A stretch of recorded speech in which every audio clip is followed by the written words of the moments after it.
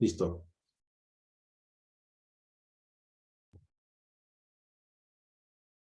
Muy buenas noches a todos los presentes, estudiantes, magísteres, doctores y amigos de AIRE. Es un placer estar reunidos aquí para dar la bienvenida a una profesional altamente destacada en el campo de la farmacia y bioquímica. Nuestra invitada de hoy no solo ha completado con éxito su grado de bachiller en esta disciplina, sino que también ha acumulado experiencia invaluable como asistente en el riguroso entorno de regentado de farmacia. Su dedicación y compromiso con la excelencia son evidentes a lo largo de su trayectoria. Permítanme presentarles a Carmen Raraz Rivera, egresada de la carrera de Farmacia y Bioquímica de la Universidad Cayetano Heredia. El enfoque y las habilidades que tiene Carmen han dejado una marca positiva en cada paso de su carrera. Además de su trabajo en el campo práctico, Carmen es parte activa en el Instituto AIRE. Su participación y compromiso en esa institución hablan de su deseo de contribuir al crecimiento y el impacto positivo en la comunidad. Es por ello que el día de hoy estamos honrados de tenerla aquí para compartir su conocimiento en un ámbito en constante evolución, como lo es la biología computacional. Sofía, ¿nos puedes comentar un poco más acerca de nuestra ponente?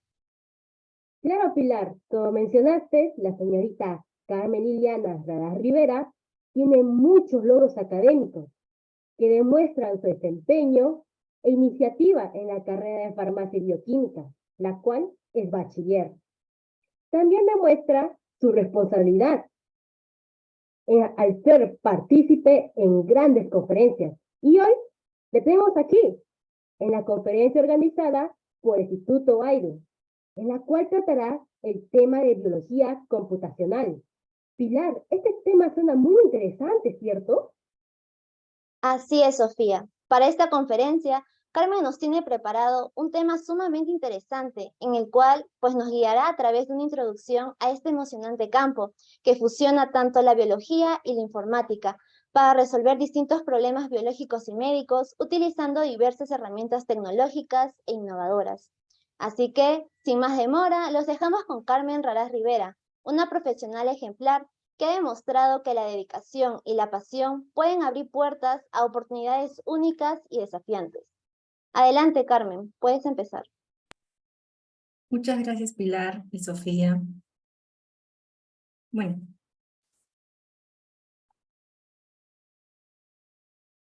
Para empezar, soy Carmen Raraz. Muy buenas noches. Como mencionaron anteriormente, soy química farmacéutica y agradezco la presencia de cada uno de ustedes en esta pequeña conferencia. Bueno, hoy quiero hablarles sobre la increíble oportunidad que la tecnología nos ha brindado a lo largo de este tiempo. La biología computacional. Imaginen poder combinar las computadoras con la biología para entender mejor cómo funcionamos nosotros y los seres vivos en el poder descubrir nuevas formas de combatir enfermedades, predicciones precisas y resolver problemas importantes para la salud humana. Así que los animo a comprender y conocer lo tan útil y emocionante que es este campo. Empezamos. A lo largo de estos años hemos sido testigos del avance de la ciencia, en el cual se han desarrollado varios experimentos que han recopilado datos sobre la estructura de una proteína, acción de una enzima, secuencia de ADN, señalización y entre más datos, de los cuales, si guardamos todos estos datos en libros, nos sería muy difícil acceder a la información de una proteína, como por ejemplo su pH óptimo, encontrar una proteína con una estructura similar, un homólogo, o cuáles son todos los posibles sustratos que una enzima puede catalizar.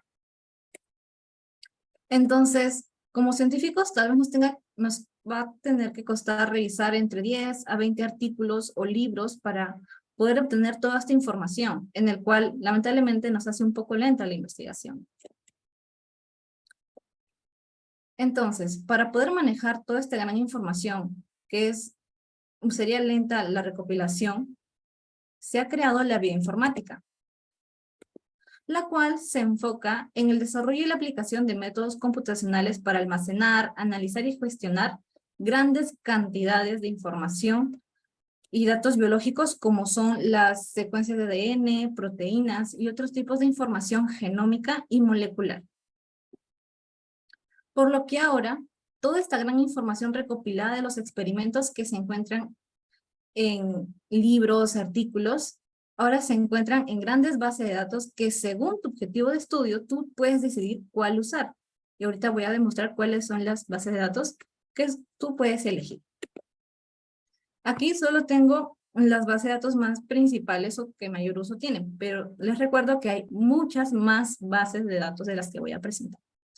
Si usted está interesado en analizar una proteína, su estructura, secuencia, plegamiento, se encuentran las bases de datos como Protein Data Bank, UniProt, CAT, SCOP y Brenda. Para encontrar información de metabolitos, hay las siguientes bases de datos. El libro del web de la química del NIST, el Spectral Database for Organic Compounds, SDBS, la plataforma metabolómica del CIAL CSCI, entre otros más. También hay más bases de datos, como ven en la tabla, para ADN, genomas, rutas metabólicas y medicamentos y compuestos orgánicos. Ahora, no solo hay información de solo secuencia de ADN o estructura de proteínas o qué sustratos puede catalizar una enzima. Todo eso es solamente información que se encuentra en las bases de datos. Por ejemplo, para aclarar un poco esta idea, voy a hablar del PDB. Nosotros encontramos en PDB información acerca de la estructura, la secuencia de la proteína, ligandos, pero no sé su potencial eléctrico o si hay proteínas homólogas a la que tengo o si hay posibles sitios de unión en la enzima. Entonces, para ello, también contamos con herramientas de bioinformática que nos ayudan a realizar estos análisis que mencioné anteriormente. Por ejemplo, si me encuentro una enzima que quiero estudiar, puedo calcular su potencial electrostático con ayuda de programas o software como PyMol, APBS, que es el Adaptive Poisson-Boltzmann Solver, y hay otras más softwares y programas, incluso recursos en línea que tienen acceso gratuito para tú poder realizar este análisis de una proteína. También, si queremos analizar los posibles sitios de unión, también contamos con otros programas, recursos, softwares que te ayudan a detectar los posibles sitios de unión, los cuales son donde un sustrato se puede unir a la proteína. Bueno, debo aclarar que el uso de estos programas para analizar tu macromolécula de interés, tu proteína o ADN, se encuentran en bases de archivos PDB. En este caso de la proteína es el PDB. O también puede insertarse la secuencia en los software o programas para poder hacer el análisis correspondiente. Puede hacerse acoplamiento o predicción de estructura. O sea, si tú le ofreces simplemente al programa la secuencia, que como lo ven en el círculo rojo de aquí, te puede generar una estructura de la proteína según la secuencia, nada más solo con la secuencia. Bueno, lo que acabamos de realizar con ayuda de las bases de datos es el estudio previo que solemos hacer antes de un experimento. Siempre estudiamos a nuestra proteína que queremos evaluar. Pero en este caso, en vez de revisar artículos, nos hemos basado en base de datos, programas y recursos en línea. El siguiente paso sería realizar el experimento, donde se evaluaría cómo actúa mi proteína, si sufre cambios en diferentes ambientes. Así como hemos realizado el experimento en la vida real, también podemos hacer estos experimentos de manera virtual. Todo esto gracias a la biología computacional. Bueno, la biología computacional se ha encargado de crear simulaciones en base a representaciones matemáticas, donde en estas simulaciones podemos observar cómo se mueven o cómo se comportan los átomos o moléculas de una proteína. puede ser una proteína, puede ser un ADN, una enzima, frente a un ambiente. Lo que va a pasar es que vamos a tener nuestra proteína, nuestra macromolécula frente a un ambiente. Y toda esta simulación se pudo lograr gracias a la biología computacional. Para poder aclarar más este punto o que me comprendan, le voy a dar un ejemplo con esta proteína. Aquí tenemos una proteína hipertermófila proveniente de una bacteria que puede crecer a temperaturas elevadas. Eso quiere decir que esta proteína aguanta temperaturas elevadas y puede seguir con su actividad catalítica.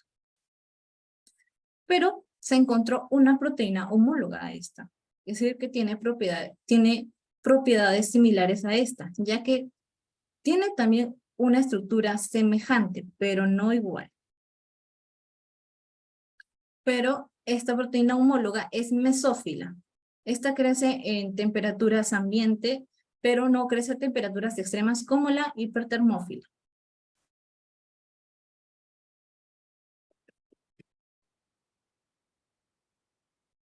Entonces, se sabe que la adaptación de una proteína a extremas temperaturas depende de varios mecanismos de adaptación, no solo de uno. Uno de ellos es la flexibilidad y rigidez. Eso quiere decir que mientras más flexible sea una proteína, tendrá más termoestabilidad, es decir, podrá presentar su estado nativo por temperaturas más elevadas. Y cuando una proteína sea más rígida, sus residuos individuales estarán menos dispuestos a ceder ante el aumento de temperatura. Entonces, para poder evaluar si esta proteína mesófila de la bacteria B podrá aguantar a temperaturas elevadas como la termófila. ¿Por qué nos planteamos esta pregunta? Porque como mencionó antes, esta mesófila es una homóloga a una termófila. Cuando dos proteínas son homólogas, pueden tener propiedades similares. Entonces, para poder evaluar si esta mesófila tiene propiedades como la termófila, se le va a poner en una simulación donde se le va a elevar la temperatura. Ahora, para poder establecer esta simulación, vamos a conocer las condiciones de una dinámica molecular. Primero, tenemos el espacio donde se desarrolla la simulación. Se puede determinar en cajas, y las cajas pueden ser de diferentes formas: cúbica, triclínica, octaédrica y dodecaedra. Ya. Entonces, por ejemplo, en este caso nos conviene trabajar con la caja cúbica, ya que es ideal para simular una proteína en una solución acuosa, que es la que vamos a trabajar en este caso. Además, este tipo de caja es adecuada para proteínas en sistemas isotrópicos en equilibrio. Ahora, si evaluamos la caja octaédrica, esta sería ideal más por una simulación en la que se involucre una membrana lipídica, ya que en esta caja mejor se proporciona una distribución uniforme de las partículas. Bueno, de esta manera se sabe que cada caja tiene sus necesidades y características. No es que puedas escoger una porque tú quieras. Todas tienen un porqué o por qué una preferencia. En este caso hemos decidido la cúbica porque estamos haciendo, queremos solamente un espacio para hacer una solución acuosa. No estamos haciendo una membrana o una dinámica mucho más compleja. Ahora, el medio en el que va a estar nuestra proteína es un medio acuoso. Y no podemos insertar el agua de frente, ponerle agua a la computadora, sino se le simula el agua. Y ahora hay modelos que simulan el agua. Tenemos el modelo SPC, el cual representa las moléculas de agua con 3 átomos, 2 hidrógenos y un oxígeno. Tiene cargas puntuales en los átomos y un ángulo fijo en los enlaces. El tip 3 es similar al SPC, pero tiene enlaces más realistas. Ahora, el tip 4 es como una mejora del tip 3, pero es como que está más enfocado a estudiar más el agua, más la densidad y su energía de vaporización. En el top 5 es también, el tip 5 es es una ampliación también del modelo TIC 4, que cuenta como una mejora en la descripción de la estructura del agua.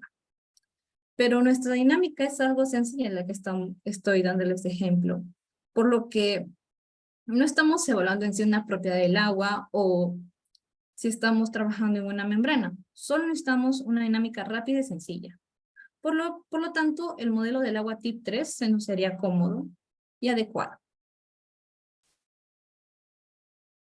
Incluso en las condiciones podemos elegir el tipo de sales que se encuentre en el medio acuoso. Tenemos el cloruro de sodio, el cloruro de potasio y el sulfato de magnesio. En este caso queda elección del investigador qué sal usar según lo que busca. Puede evaluar interacciones o si el investigador quiere simular en un medio acuoso fisiológico. En este caso, estamos evaluando un sistema acuoso normal, por lo que elegimos una sal de cloruro de sodio. Ahora, recordemos que las proteínas contienen aminoácidos, los cuales algunos interactúan con otros aminoácidos o incluso con el agua. Entonces, para ello, hay tipos de fuerzas de campo. Ahora, ¿qué son las fuerzas de campo? Son como una receta en la dinámica, donde le dicen cómo interactuar las moléculas. Y para eso hay modelos también. Tenemos el modelo AMBER, el cual es el más indicado para ácidos nucleicos, pero también se puede trabajar para proteínas y compuestos orgánicos, mientras que el CHARM es especialmente en proteínas y ácidos nucleicos. En este caso que mencioné, podemos usar también el AMBER. Otros parámetros que podemos seleccionar en nuestra dinámica es, según a nuestro criterio o lo que queremos evaluar, son el tiempo de simulación. Es el tiempo que tú quieres que transcurra la simulación. En este tiempo es donde la proteína o tu macromolécula de interés va a reacomodarse según la energía mínima que le permite el sistema. Ahora, el tiempo puede variar según el programa que te encuentres. En este caso, lo que encontré en la mayoría es que pueden ir de 1 hasta 1000 nanosegundos. En este caso, para nuestro ejemplo, vamos a escoger 50 nanosegundos. Ahora, la temperatura también la podemos escoger a nuestro gusto, pero en este caso, para nuestro ejemplo, vamos a escoger 3 valores, el cual uno de 298 Kelvin, que es la temperatura ambiente, que sería la adecuada para la proteína mesófila, y 325 en un intermedio, y el 350 para evaluar a temperaturas elevadas cómo se encontraría la proteína mesófila. También podemos elegir la presión, en este caso un bar, que vamos a poner lo que es la presión atmosférica. Y el número de fotogramas es cuántas fotos de toda la simulación queremos tomar. Pero no son fotos solamente visuales, sino son fotos que se podrían decir de cada resultado. Una foto de cómo estuvo su posición, interacción, número de enlaces de hidrógeno, o cómo cambió su estructura en ese momento. Son esos los fotogramas, pero para cada dato de cambio de la proteína. Ahora, tenemos todo listo, nuestro medio, y hemos escogido las condiciones adecuadas que necesitamos para analizar nuestra proteína. Entonces, lo que hacemos, como ya mencioné antes, insertamos nuestro documento PDB de nuestra proteína mesófila a la simulación, en el cual ya escogimos las condiciones y los programas más usados en estas dinámicas o simulaciones son GROMACS, que es un software que en sí es un poco complejo, tomaría entre unos cuantos meses a poder entenderlo, pero no es imposible o inalcanzable. Pero en caso de que quieras algo más sencillo, también está WebGrow, que es un recurso en línea de acceso libre, en el cual es mucho más sencillo realizar una dinámica, aunque cuenta con unas ciertas limitaciones. Ahora, ¿qué es lo que vamos a ver en la dinámica? En la dinámica observaremos cómo se reordenan las moléculas de la proteína según el entorno que se encuentra. Por ejemplo, ¿qué pasaría si nuestra proteína que se encuentra está más o menos por el nanosegundo 20? Vamos a ver que en el nanosegundo 30, a temperatura de 350 Kelvin, comienza a moverse más, hasta que en un momento podríamos incluso llegar a ver que hay una desnaturalización de la proteína.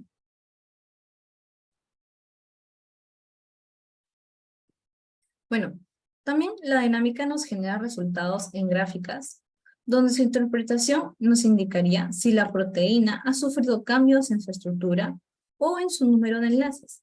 Aquí les tengo un pequeño ejemplo. En este caso, solo me he enfocado en un archivo porque hay más archivos sobre RMSD, el radio de giro, el área de superficie de contacto entre la proteína y el agua. Pero en este caso me voy a enfocar en el número de hidrógenos, que también es el número, bueno, los enlaces que tiene la proteína. Si la proteína rompe enlaces o disminuye enlaces, eso por consiguiente lleva a cambios conformacionales de la estructura de la proteína. Entonces, vamos a evaluar estas gráficas. Acá tenemos la proteína mesófila a 298 Kelvin, que es la temperatura ambiente, temperatura adecuada. Podemos ver en la gráfica que tiene más o menos entre 940 enlaces de hidrógeno y se mantiene así. Vamos a poner hasta acá. Estos son picosegundos. 50.000 picosegundos podría ser 50 nanosegundos. Vamos desde el tiempo cero. Vamos observando cómo el número de hidrógenos va bajando, más o menos a esta altura del tiempo. Para 10.000 nanosegundos ha aumentado, ya no está en 940. Ahora está más o menos por 950 números de cadenas de hidrógeno. Y así durante toda la dinámica vamos viendo cómo se va formando y deshaciendo enlaces de hidrógeno. Así hasta el último segundo vemos que llega hasta 930, 940. Todo este proceso vemos la formación y cómo se rompen los enlaces de hidrógeno a 298. Ahora, vamos a ver cómo fue la simulación de esta proteína mesófila a 350 Kelvin, el cual es una temperatura elevada. Vemos que ya en sí va disminuyendo el número de enlaces de hidrógeno. Estaba 860 aproximadamente iniciado con esos enlaces de hidrógeno al inicio. Pasa el tiempo, va transcurriendo y vemos cómo va decayendo. Por aquí ya se acerca a 840, por los 10.000 picosegundos ya se encuentra por 830.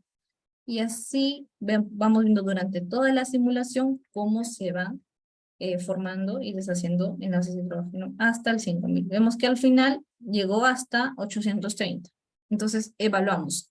A 298, a temperatura ambiente, vemos que tenía hasta, digamos que un promedio, porque eso se puede hacer con cálculos, digamos 930, un promedio. Mientras que aquí, el valor incluso más alto de números de hidrógeno fue 860. Eso quiere decir que la proteína ha perdido enlaces de hidrógeno cuando estuvo a una temperatura elevada de 350 Kelvin. Bueno, en resumen, hicimos todo un experimento como lo hubiéramos hecho físicamente, donde simulamos una proteína a diferentes temperaturas, así como se puede con una enzima y su acción con un fármaco, o se puede realizar el efecto de nanopartículas en membranas, el efecto de la vascularización en los tumores, o poco a poco así hasta la simulación de sistemas complejos. Si empezamos ahorita con la simulación o dinámica de proteína en un ambiente acuoso, podríamos pasar a membranas. De membranas, cómo interactúan con un fármaco. Luego de ahí, pasar a órganos. De órganos a un sistema mucho más complejo. Ese es el paso que tiene la biología computacional.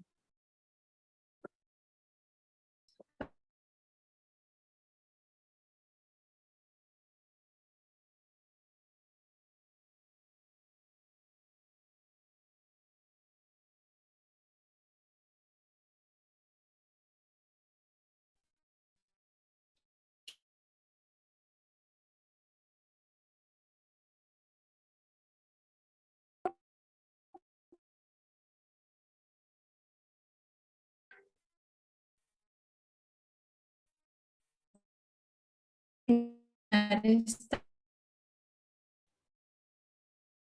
posición.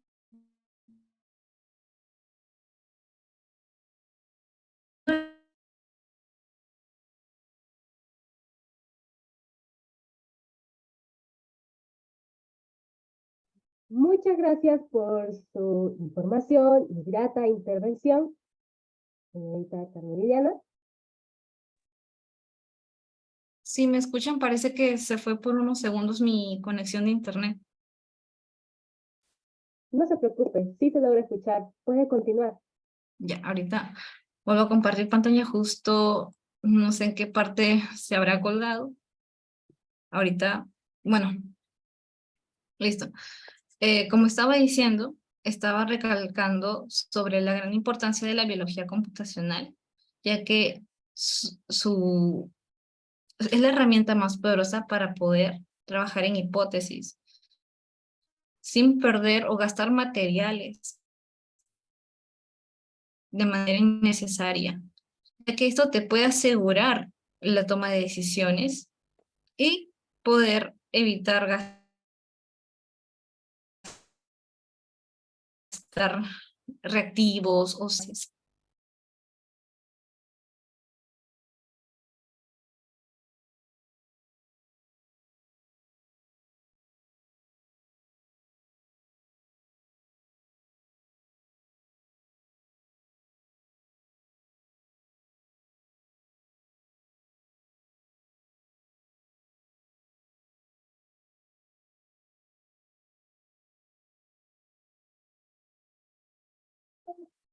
Bueno, presentamos algunos problemas de conexión por parte de nuestra ponente, así que le queremos agradecer su participación y ahora damos pase a la ronda de preguntas, en la cual usted, querido público, en este intervalo de tiempo, puede alzar su mano virtual o puede realizar sus dudas por medio del chat.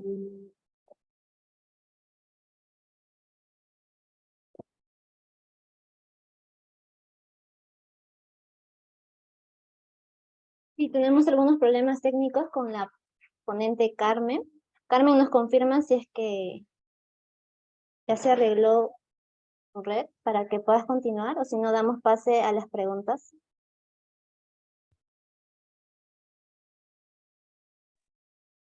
sí, ya justo ha cambiado mi red. Preguntó hasta qué parte se me escuchó. Se llegó porque ya estaba en la parte final, tal vez solamente faltaban unas cuantas palabras.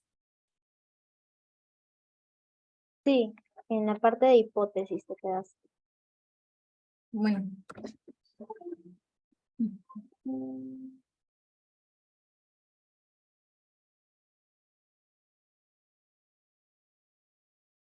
Continúe, Bueno, por favor. disculpe. Bueno, como estaba diciendo mi compañera, lo más importante es que la biología computacional es una herramienta poderosa para poder evaluar hipótesis, ya que nos puede dar a predecir resultados y tomar decisiones más sostenibles. Muchas gracias. Gracias a usted por su excelente intervención y participación. Como mencioné anteriormente, damos inicio a la ronda de preguntas, en la cual nuestra ponente le responderá con mucho gusto. Bueno, mientras vamos esperando las preguntas, comentarles también que pueden seguirnos en nuestras redes sociales, tanto de Facebook, Instagram, YouTube y TikTok, para que estén al tanto de todas nuestras actividades que están por venir, así como la próxima conferencia que se realizará el próximo miércoles, en donde se verá también un tema sumamente interesante.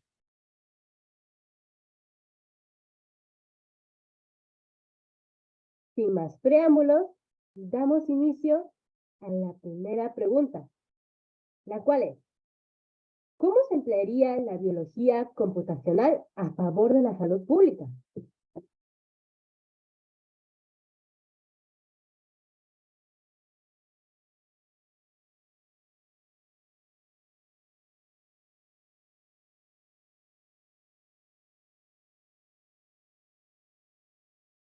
Por favor, señorita Carmen, ¿podría dar su respuesta? Disculpen, no se escuchó, parece que estoy con problemas de internet. ¿Me podría repetir, por favor, la pregunta? No hay problema. ¿Cómo se emplearía la biología computacional a favor de la salud pública?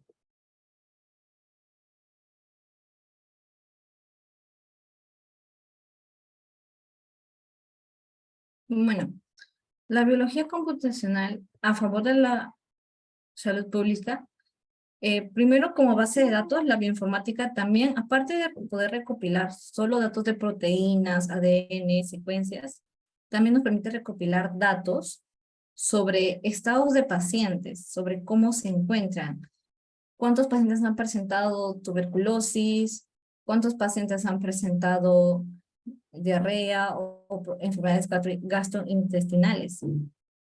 Entonces, la bioinformática nos ayuda a la recopilación de datos en salud pública para poder mantener un control. Por ejemplo, como si en 2012 teníamos 10 casos y en 2013 20 casos, 2014 vemos que ya vamos por 30 y 2021-23 podemos ver que los casos siguen aumentando. Entonces, en este caso, la bioinformática nos ayuda a poder recopilar los datos para poder saber si hay una anomalía o un aumento de casos. Ahora, en el tema de la simulación, tengo entendido que hay programas que te permiten simular también ecosistemas.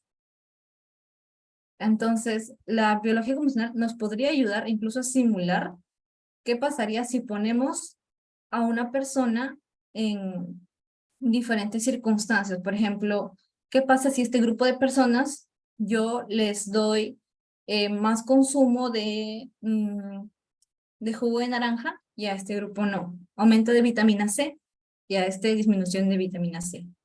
Entonces, la biología convencional podría ayudarnos a simular también casos para ver si hay un factor en el que influye en epidemiología o enfermedades en una población. Bien, muchas gracias, Carmen. Gracias. Asimismo, tenemos otra pregunta, cual pues menciona, ¿no? ¿Puedes explicar la importancia de la predicción de estructura de proteínas utilizando métodos computacionales?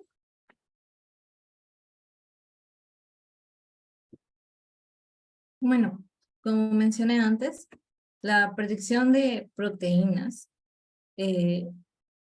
son a base de las secuencias.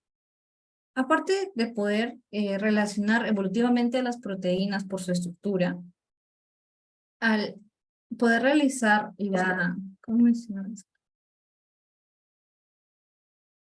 La predicción de estructuras nos permitiría tener mejor descubrimiento de las proteínas, ya no simplemente esperar o realizar el experimento, sino ya podemos contar una posible, recordemos que es posible, aún la biología computacional no es completamente perfecta, pero se encuentra en proceso de, así que la predicción de proteínas nos podría ayudar a crearlas sin necesidad de hacer reactivos o experimentos, sin utilizar reactivos o realizar experimentos. Muchas gracias por su respuesta. Hemos recibido una pregunta por mediante el chat, pero quería pedirle, por favor, al doctor John Koyachawa, si podría mencionarla. Claro, ¿cómo están? Buenas noches. En primer lugar, qué excelente exposición, porque en realidad es muy trascendente que podamos asociar la tecnología con todo lo que se pueda hacer en investigación. Y qué más en este tema tan extenso que es la biología, ¿no? Y la bioquímica. Mi consulta va en lo siguiente. eh, Teniendo toda esta base de datos, ¿qué eficiencia y proyección nos podría realizar la fusión enzimática con respecto a las vitaminas o algunas hormonas que se aplican como suplementos eh, nutricionales o deficiencia de hormonas? ¿Y qué proyecciones me puede producir con este software con respecto a las interacciones que se realizan dentro de mi cuerpo? Muy buena pregunta y muy interesante, doctor. Primero, vamos a dividir el tema. En bioinformática te debería recopilar los datos de todas las vitaminas o posibles interacciones que puede haber en compuestos macromolares de vitaminas con enzimas del cuerpo. Ahora, la bioinformática te debería identificar tal vez todas las enzimas o la mayoría de enzimas que se encuentran presentes en cierto órgano o en cierto grupo de personas con cierta enfermedad. Entonces, tenemos la data. Ahora, en la simulación, la simulación te da la capacidad de poder ver la interacción entre una enzima y su sustrato o una vitamina. Puedes poner la vitamina o sustrato que gustes, pero el programa te va a decir qué tan afín es.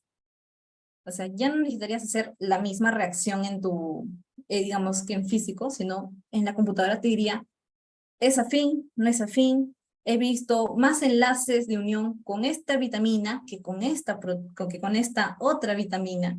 Entonces, esta es la ventaja que tiene la biología computacional y si lo expandemos a uno más grande, últimamente fui a una charla y mencionaron que una de las metas, objetivos que se tiene en la biología computacional es crearte un gemelo completamente idéntico a ti, pero virtual.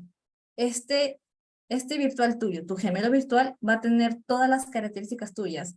Ya sabe cuánto es tu tasa de filtración, qué enzimas tú produces más, qué enzimas las tienes inactivas, qué enfermedades tienes, en el cual ya no necesitan aplicar de tal vez un medicamento si te hace efecto o no, o si tendrás efectos adversos con cierto medicamento.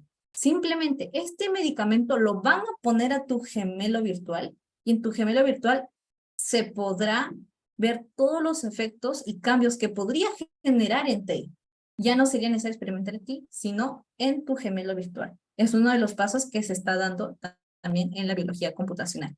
Como ya mencioné antes, desde como empezamos de proteínas, vamos a células, órganos, sistema, y ahora están buscando al individuo completo. Muchas gracias. Gracias a ti, Carmen. Bien, eso ha sido todo por parte de la ronda de preguntas. Agradecemos nuevamente a Carmen por compartir su conocimiento y pasión con todos nosotros en esta inspiradora presentación sobre la biología computacional. Su experiencia y dedicación nos han brindado una visión enriquecedora de este emocionante campo. Queremos también expresar nuestra gratitud a todos ustedes por su participación activa y su interés en aprender más sobre la intersección entre la ciencia y la tecnología. Eventos como este son un testimonio de cómo la colaboración y el aprendizaje conjunto pueden enriquecer nuestras perspectivas y expandir nuestros horizontes. Asimismo, agradecemos también al Instituto AIRU por su continua labor en promover la excelencia académica y la investigación, y por brindarnos la oportunidad de estar aquí reunidos y aprender en este espacio. Esperamos que la intervención de nuestra ponente haya sido una gran fuente de información para cada uno de ustedes. Recuerden que el miércoles que viene, el 23 de agosto, nuestra ponente, Flavia Crismal de la Cruz Mundo, tratará sobre el tema de cultivos in vitro de plantas medicinales para mejoras de metabolitos secundarios. Y ten en cuenta, la ciencia toma distintos caminos, como la tecnología, pero a pesar de ello, sigue siendo igualmente hermosa. Gracias a todos y que tengan buenas noches.